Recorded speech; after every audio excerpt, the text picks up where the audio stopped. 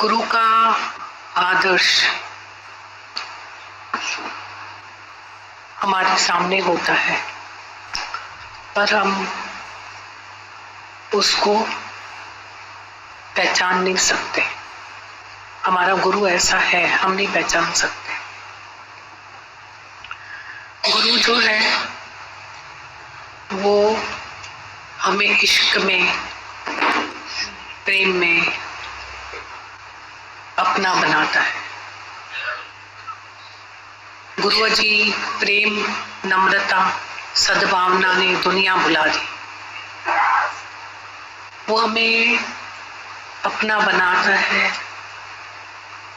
प्रेम में, नम्रता में, विश्वास में, करुणा में, और अपना बना के,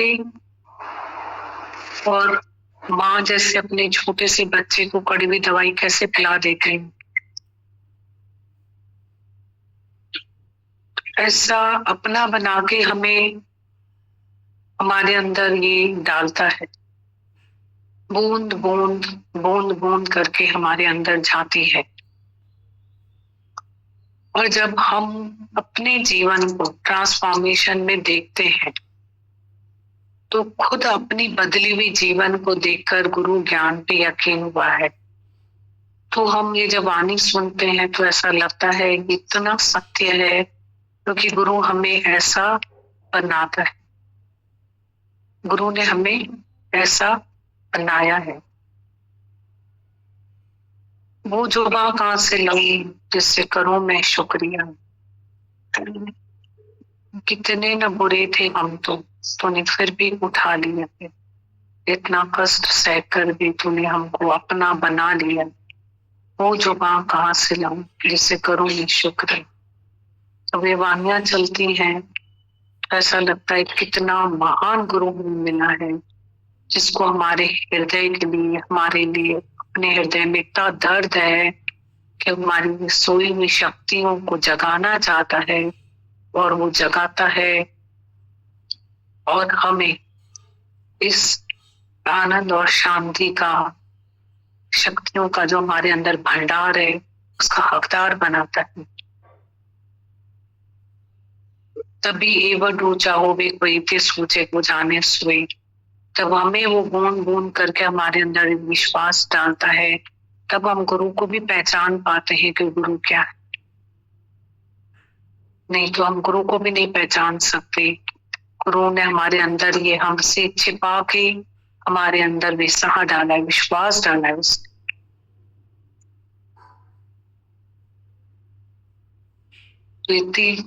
अब हर एक की जीवन की वैल्यू कराता है, कदर कराता है कि मनुष्य जन्म का उद्देश्य क्या है। मनुष्य जो सब खां ऊंचो शान दी, जो पंहिंजे पाण मां ईश्वर जी पहचान। कि खाकर अन्न और औलाद पैदा करना तो पशु भी खूब जानता है, फिर पशु में और अपने आप में कौन सा फर्क जानता है। नदियां न पिए कभी अपना जल, वृक्ष न खाए कभी अपने फल। अपने तन का, मन का, धन का दूसरों को दीजो दान। वो सच्चा इंसान इस धरती पर भगवान। अब दूसरों को दे जो दान। स्त्री नर, नारी नर बनाया, पुरुष को जीवन, मतलब पुरुष को जीवन देना। तो गीता भगवान ने बोला कि तुम एक भी शब्द किसी से बात करोगे ना, तो तुम 10 शब्द सुनोगे, तो तुम्हारे में वो ताकत ही नहीं है। बोला पहले तुम किसी से भी बात मत करो, पहले तुम अपने अंदर कमाई करो। तुम कमाई करो, धीरज तुम सीखो, निरीच्छा तुम बनो, निष्कामी तुम बनो, निरहंकारी तुम बनो। अंदर अंदर कमाई तुम करो, पहले तुम करो ये कमाई। नम्रता तुम सीखो, प्रेम तुम सीखो, अपना निरीच्छा तुम बनो। बोला फिर तुम्हारे ऊपर जो किसी की भी नजर जाएगी, गिरेगी, तो बोला तुमको देवी करके कोई देखेगा, भगवान करके तुमको कोई देखेगा, पर पहले तुम अपने अंदर की कमाई करो। किसी को बोलो मत, कुछ भी मत बोलो, किसी को बनाओ मत, किसी को सिखाओ मत, पर खुद को बनाओ। कॉपी नहीं करो कि गीता भगवान ने बोला और हम मुंह से निकाल दें। कॉपी का ज्ञान नहीं है, पर वो उसकी भावना थी भगवान की। जब अपना स्वार्थ निकाल करके हम किसी में भगवान की भावना रखेंगे तो वो भाव हमारा वहां तक पहुंचता है। तो कितना हमें गुरु जो है जीना सिखा रहा है, हमारी शक्तियों को उजागर करके गुरु देता है। जैसे अभी हम यहाँ बैठे, पानी है, जीवन है। अभी इधर पाताल में कितना पानी है, पर हम कितना अंदर उसको बोर करते हैं। मशीन अंदर कितना काम करती तो वो निकलता है। अब ऐसे बैठे बैठे थोड़ी निकलेगा, एफर्ट्स करेंगे। पुरुषार्थ देव है, ऐसे ही हमारे अंदर शक्तियां हैं, बहुत शक्तियां हैं। तो अभी हम ऐसे ही बैठे हैं, वो शक्तियां थोड़ी प्रकट हों, और हम भी रोज ही उनते अध्यास गुम करते जाएं, गुम करते जाएं, जीव भाव गुम करते जाएं, अंदर से शक्तियां प्रकट होगी। फिर उसका आनंद हम जीवन भर लेते हैं। फिर वो जगह नहीं होगी कि आपको कोई बिठाए, पर हम शुद्ध पवित्र पाक बनने, हमको अंदर गुरु बनाता है। Be pure, holy, humble, perfect as your father is in heaven। कितनी रक्षा करता है गुरु हमारा। जैसे उस गीता भगवान ने सिंधी वाणी में बताया था कि कितनी रक्षा गुरु ने, जैसे उन्होंने पढ़ा था, कितनी रक्षा गुरु ने करी। इतना गुरु से इश्क था कि 7वां फेरा छोड़ के गुरु के पास चले गए, पर रास्ते में किसी मन के अट्रैक्शन में गिर गए। वहां भी गुरु ने कितनी संभाल करी उसके। तो ऐसे ही हम निकलते हैं, तो हमको भी गुरु से बहुत प्यार है, पर कभी मन के धोखे में कोई ख्याल आता है, वो हमारी कितनी बड़ी रक्षा करता है। छल मनुष्य पंच,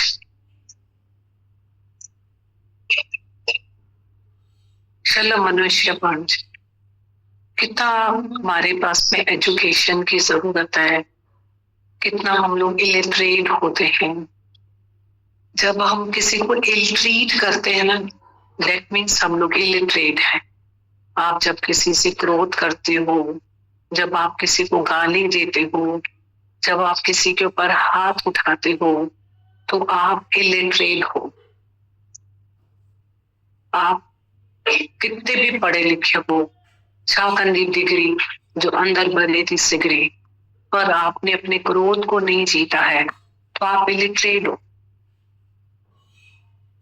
आज माता भगवान बोल रहे थे, तो थोड़ी थोड़ी बात में क्रोध करता है, थोड़ी थोड़ी बात में किसी को इंसल्ट करता है, और थोड़ी थोड़ी बात में तुम किसी को गाली दे देता है, हाथ उठाता है। ताकि तुम्हारे को इसलिए शादी थोड़ी बनाया तुमने। एक दूसरे की रिस्पेक्ट करो, प्यार करो, विश्वास करो। उनका विश्वास नहीं रखते हैं। बोला जो एक एक पैनी बचा के अपना घर बनाती है, और हम उसी में इतना अविश्वास रखते हैं कि वो किसी को पैसा दे के आएगी जा करके। तो बहुत अब ये सब चीजें बहुत पुरानी आउटडेटेड लगती हैं। किसी से जोर से बात करना, क्रोध करना, किसी को अपशब्द बोलना, गाली देना, हाथ उठाना, किसी के ऊपर शक करना, ये सब आउटडेटेड है, जिनका कोई लाइफ में काम ही नहीं है। क्या होता है, आप कितना कितना स्प्रिंग को दबाओगे, वापस उड़ जाता है।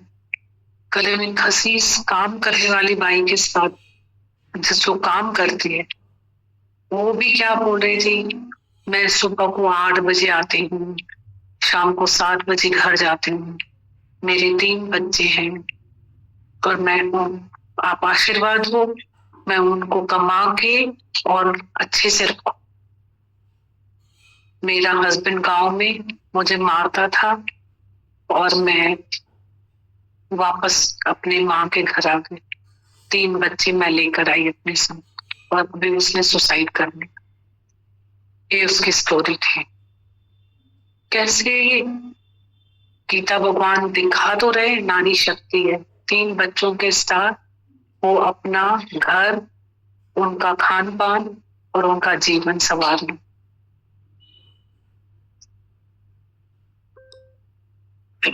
पर हमने क्या किया, क्योंकि हमें पता है कि हम मर्द हैं, तो हमने क्या कर लिया, क्या लिया। वैसे भी तो जीवन जी नहीं पाए ना, मनुष्य जन्म ही बेकार चला गया। मनुष्य की जोड़ी, उत्तम जोड़ी बेकार चली गई। क्यों बेकार गई?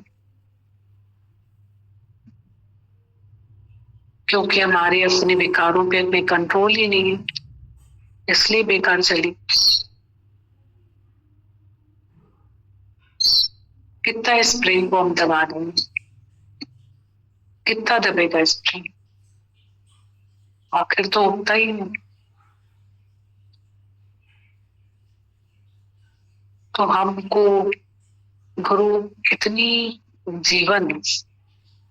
जीवन ऐसी देता है। खुशबू बोले थे, तुम्हारे अंदर खुशबू आएगी, ऑटो मोड में तुम्हारे में से सबको खुशबू आ जाएगी। यहीं पे देखो गुण है, एक नम्रता, एक धीरज, एक करुणा, एक क्षमा। ये जो गुण है, सरलता, सच्चाई, सिधाई, गुण है। यहीं पे देखो क्यों बोला है विकार। यहीं पे देखो अहंकार, नाम लो तो, क्रोध नाम लो, लोभ, मोह, इच्छा, इनका नाम लो तो कैसे लगता है? एक अमृत लगता है, एक जहर लगता है। एक चीज हमारे जीवन को जहर बना देती है और एक गुण हमारे जीवन को अमृत बना लेते हैं। अब हम क्रोध करें, अब हम अहंकार करें, अब हम इच्छा करें, अब हम मोह करें, अब हम ये विकार करें, लोभ करें। अगर हम ये विकार करें, भले हमारा मन जाए, हम नहीं जाएंगे। हम तो एक लक्ष्य रेखा सीखें लगाना, लगा दी, भले मन जाए हमारा। मन चलता है चालन दे, तू ना चल। मन जाए, मन हवा से तेज है, हाथी से बलवान है। मन जाए, हम नहीं जाएंगे। बहुत इम्पोर्टेंट है। मतलब अगर हमें पीस ऑफ माइंड नहीं है, शांति नहीं है भी हमारे पास असुल के जो वर्षों आनंद और शांति, सामान्य टेम्परेचर पानी में समाया हुआ है। इच्छा की लकड़ी पे से देगची को नीचे उतारो, सामान्य हो जाएगा। हमारे अंदर शांति है पर हमारे अंदर इच्छाएं हैं। तो हमारे अंदर जो पीस ऑफ माइंड, शांति है, तो हम अपना जो भाग्य है, प्रारब्ध है, उसका भी आनंद नहीं ले पाते। पर जब हम इन विकारों को छोड़ते हैं तो हमारे अंदर जो असेट है, शांति, तभी हम इनको सबको, प्रकृति को भी खूब एंजॉय करते। अदरवाइज तो ना हम जॾहिं भूख लगी ॾाढी, कभी हथ रोटी ते धर जाए, न खाने को एंजॉय करते क्योंकि शाहूकारी भूख ही नहीं है, न नींद को, बिस्तर को एंजॉय करते क्योंकि शाहूकारी नींद ही नहीं है हमारे पास। कभी निंद्र चाहिए ॾाढी, हथ रो धड़ धरती ते धर, इन कोट अंदर रह जाए, इस किले के अंदर रहना। चौथों पंजई छड़ मारे, चए टेऊ धन्य माता वना तोता बलिया। ये माँ की शिक्षा थी उनके लिए कि जब बहुत भूख लगे तो खाना। तो पत्थर भी तुम्हें माल लगेंगे, मीठे माल लगेंगे, स्वाद लगेगा। जब बहुत पूरे दिन का रूटीन अच्छा करके हम सोते हैं तो जो बिस्तर है सेजा लगता है। जहां भी सो जाओ नींद आ जाती, नहीं तो मखमली बिस्तरों पे भी नींद नहीं आती। इधर से उधर पलटते रहते हैं, यूं पलटेंगे वो पलटेंगे, एक ख्याल आ जाए ना पूरी तबीयत बिगाड़ देगा। एक ख्याल, एक आंख में तिनका चला जाए ना, अभी हमें शांति का अनुभव नहीं है, अब गुरु के पास अनुभव हो गया है, पता चल जाता है ना, थोड़ा क्या एक तिनका आंख में चला जाए पूरा 6 फुट का शरीर हिल जाता है। एक ख्याल आ जाए नींद खराब हो जाती है।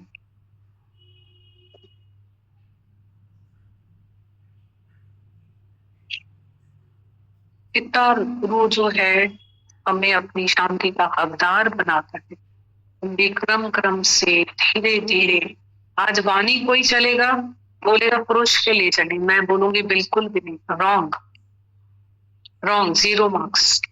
आज वाणी खास स्त्री पे चले। आज अगर कोई बोले कि गीता भगवान ने पुरुष को लेसन दिए, मैं बोलूंगी स्त्री को दिए। आप कभी भी सिक्का लेते हो तो 2 पहलू लेने का काम ही नहीं। आप सिक्का ले लो, एक पहलू ले लो, एक पहलू है स्थिर, दूसरा मुफ्त में मिलेगा, वंस एक से एक फ्री। गीता भगवान ने बोला सिर्फ तुम अपनी जीवन बनाओ, बस। बोला ही नहीं पूरे में कि तुम किसी और की जीवन बनाओ। और ब्रह्म में न स्त्री है न पुरुष। मेरे को तो ऐसा फील ही नहीं हुआ कि गीता भगवान ने बोला है कि पुरुष की तुम जाके जीवन बनाओ, ऐसा एक भी वर्ड नहीं था। गीता भगवान ने बोला कि नारी ने अपने को तारा तो पुरुष उसके साथ तर गए, ये जरूर बोला। नारी नर बनाया, नारी के साथ नर तर गए। उसने जब अपनी जीवन बनाई तो बहुत प्योर जीवन देता है गुरु, बहुत वफादारी की जीवन देता है। क्या देता है गुरु इस जन्म में, जो शास्त्र ऐसे ही पढ़े रहते हैं, हमें तो पता ही नहीं होता उसके अंदर है क्या क्या लिखा हुआ है।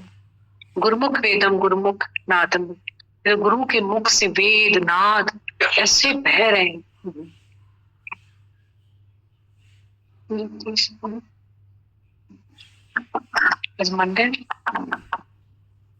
भक्ति के बारे में बता रहे थे दीदी, तो दादा भगवान ने जब अपने गुरु से ज्ञान लिया तो ये संकल्प किया था कि ये मैं जो ज्ञान है ये मैं स्त्रियों को दूंगा और उनको ताकत देकर मर्दों का मर्द बनाऊंगा।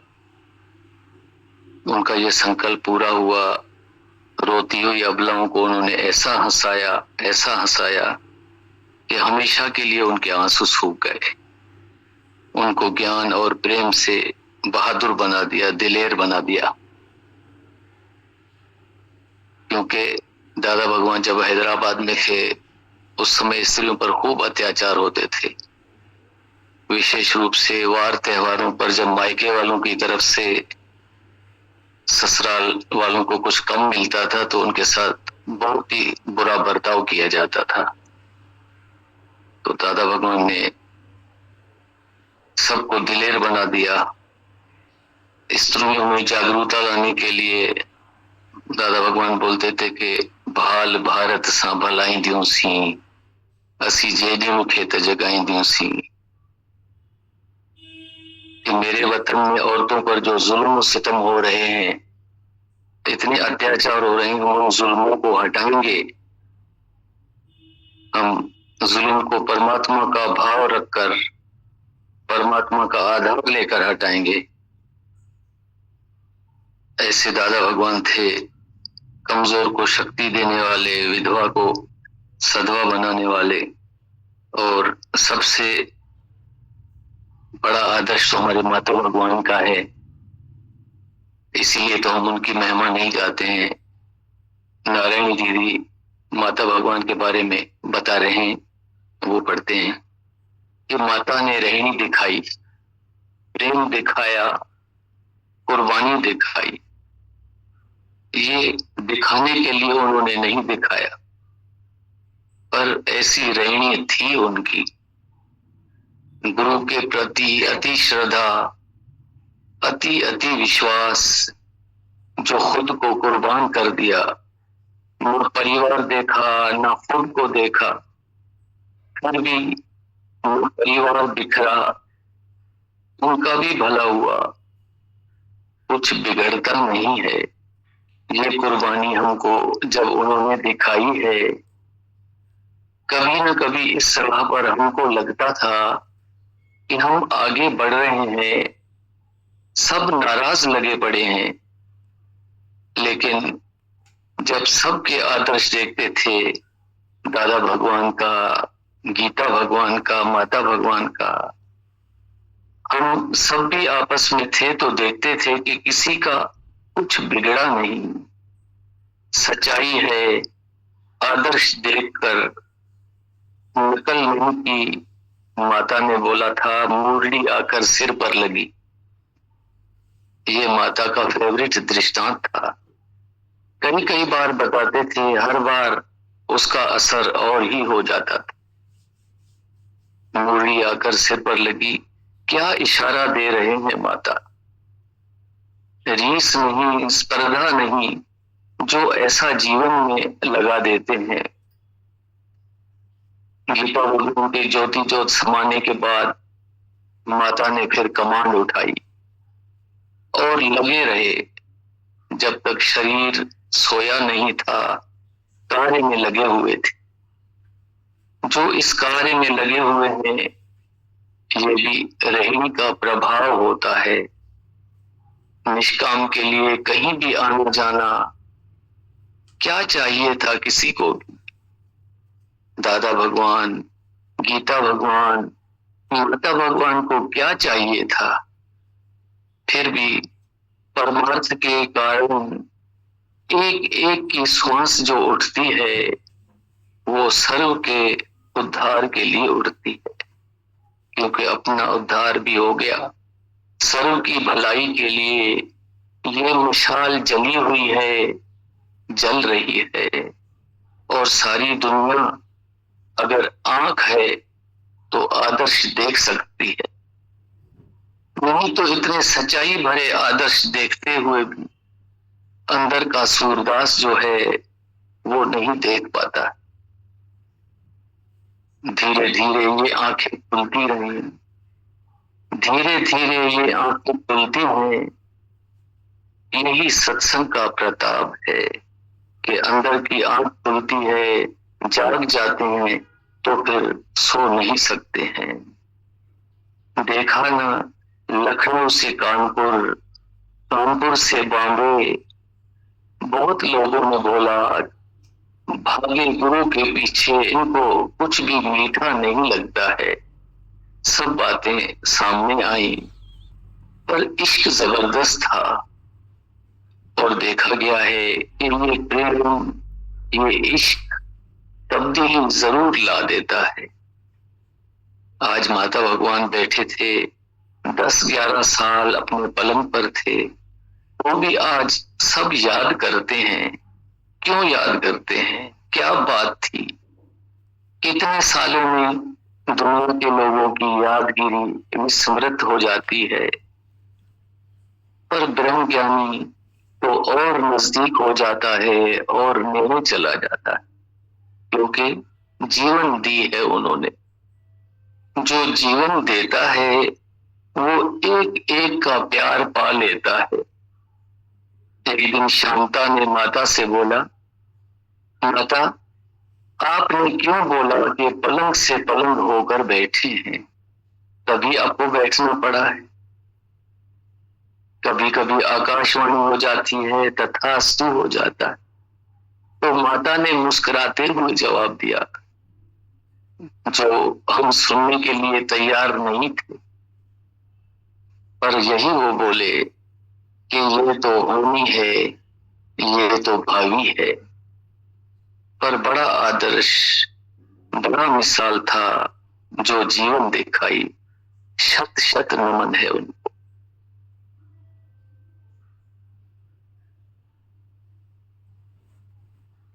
उनके बारे में कि माता भगवान का जीवन सादगी वाला, तपस्या वाला, गुरु में विश्वास रखकर चलते थे। गुरु वाक्यम सत्यम, माता भगवान को देखा हिमालय जैसा उनका अटूट निश्चय, उनका इतना विश्वास, श्रद्धा, प्रेम, जो भी टकराए चूर चूर हो जाए। जो भी अज्ञान लेकर आता, माता भगवान ज्ञान देकर, तलवार लेकर उसके अज्ञान को चूर चूर कर देते थे। कभी कभी हम कहते थे, माता भगवान आप अपने पास क्यों नहीं बुलाते हैं? तो बोलते थे, सब झूठे हैं, किसको बुलाऊं? उनको झूठ बिल्कुल भी पसंद नहीं था। वो अंदर से इतने शुद्ध पवित्र थे, उनको मालूम पड़ जाता था कि ये झूठ में आया है या सच में आया है। इतनी उनकी पारखू नजर थी, परखने वाली। वो सच झूठ को परख लेते थे अच्छी तरह से कि ये झूठा हीरा है या सच्चा हीरा है, सचमुच सीखने के लिए आ रहा है कि सिर्फ टाइम पास के लिए आ रहा। वो तलवार लगा के उनके झूठ को अंदर से खत्म कर देते थे। दादा भगवान भी गाली देते थे कभी कभी कि मन, विकार, इच्छा, इनके अंदर का अज्ञान का बीज खत्म हो जाए। बाहर से लगता था कि तीखे हैं, पर माता का हृदय इतना पवित्र, शुद्ध, सबके लिए प्यार ही प्यार था। कैसे ये झूठ से ऊपर उठे? इसी आदर्श ने ही हमें, इसी आदर्श ने ही हमें कभी गिरने नहीं दिया। ने हमें हमेशा सच से जोड़ के रखा। दीदी भगवान नारी शक्ति के ऊपर 2 मिनट का एक दृष्टांत है। हमने पहले पढ़ा था, जब शेख वलीद साहब भक्ति करके लौट रहे थे तो देखा कि रास्ते में बहुत सारी चिड़िया बैठी हुई हैं। शेख फरीद के मन में आया कि देखें तो सही कि तपस्या करने से प्रभु की तरफ से कोई शक्ति भी मिली है या नहीं। तो उन्होंने कहा, चिड़ियों मर जाओ। उनका इतना कहना था कि सारी चिड़िया मर गई। फिर दूसरी बार उन्होंने कहा कि चिड़ियों उठ जाओ, उड़ जाओ। वो सारी चिड़िया फिर जिंदा हो गई और जिंदा होकर उड़ गई। अब बल और शक्ति की परख तो हो गई, मगर अंदर में अहंकार भी पैदा हो गया कि एक कीर के लिए ये अच्छा नहीं होता है। आगे रवाना हो गए, कपड़े फट चुके थे, बालों में धूल भर गई थी। ये एक गांव के पास आकर रुक गए। इनको बहुत प्यास लग रही थी। आगे एक कुआं था जहां एक स्त्री कुएं से पानी निकाल रही थी। वो स्त्री पानी का डोल निकाल निकाल कर धरती पर डोलती जा रही थी। ये माजरा देखकर फरीद साहब वहीं खड़े होकर उसको देखते रहे। कुछ देर के बाद उन्होंने उस स्त्री से कहा, बीबी जी मुझे पानी पिला दो, मैं बहुत प्यासा हूं। और जाओ, थोड़ा काम रह गया है, फिर पानी पिलाती हूं, उस स्त्री ने जवाब दिया। 5-10 मिनट फरीद साहब खड़े होकर उसकी तरफ देखते रहे। वो स्त्री कुएं से पानी खींचती लेकिन फिर डोलती जाती थी। पानी सारा धरती में वापस जा रहा था।